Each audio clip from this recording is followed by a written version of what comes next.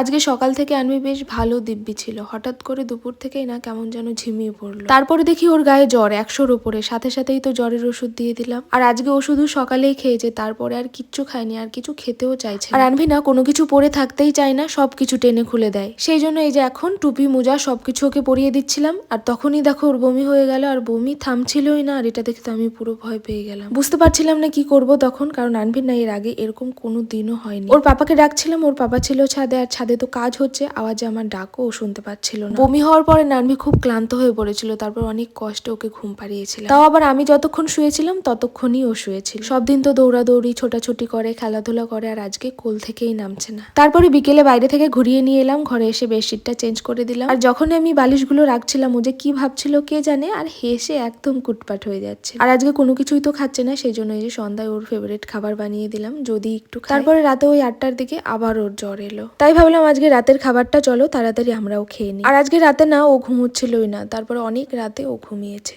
কিন্তু মেয়েটা না আমার খুব কষ্ট পাচ্ছে।